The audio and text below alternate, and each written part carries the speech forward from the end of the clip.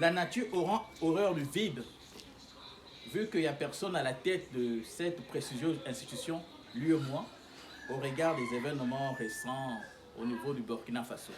Parce que le dernier président à la tête de cette institution, c'était le président Roch Marc Christian Kaboré.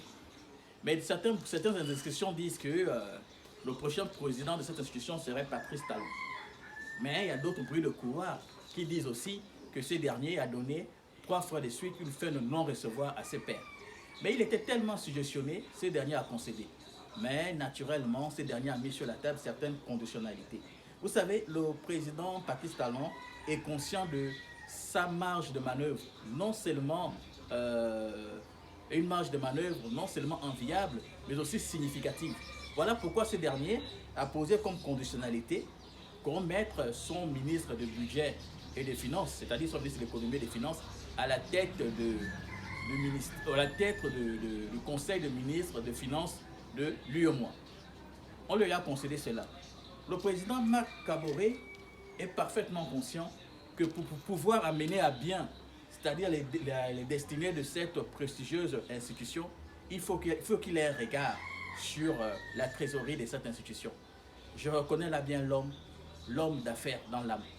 Mais ce dernier a pour mission, selon certaines indiscrétions, apaiser le climat des affaires et veut à nouveau tendre la main non seulement aux partenaires historiques, mais aussi aux nouveaux entrants tels que la Chine.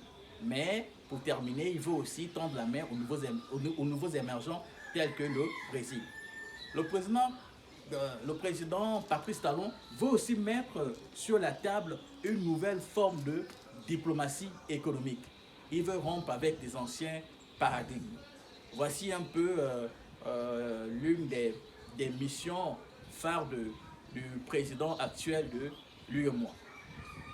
Mais notons que aujourd'hui, au niveau de la sous-région, de l'espace l'UEMOA, cet espace un peu fait l'objet de beaucoup de turbulences au point de vue économique, pour ne pas dire politique. Mais il est important que nous ayons tous à l'esprit ici que nos interventions sont éminemment économiques et non politiques. Vous savez, chaque leader qui est à la tête de nos institutions doit faire tout pour pouvoir laisser une trace indélébile dans l'histoire.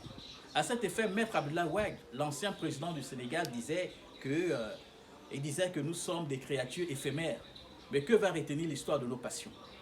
Donc nous devons nous battre en telle enceinte que lorsque vous êtes à la tête d'une institution, telle que l'UEMOA ou encore la CEMAC, laissez une trace indélébile, laissez à la nouvelle génération un patrimoine non seulement culturel, mais aussi économique, pour servir de girouette à les prochaines générations.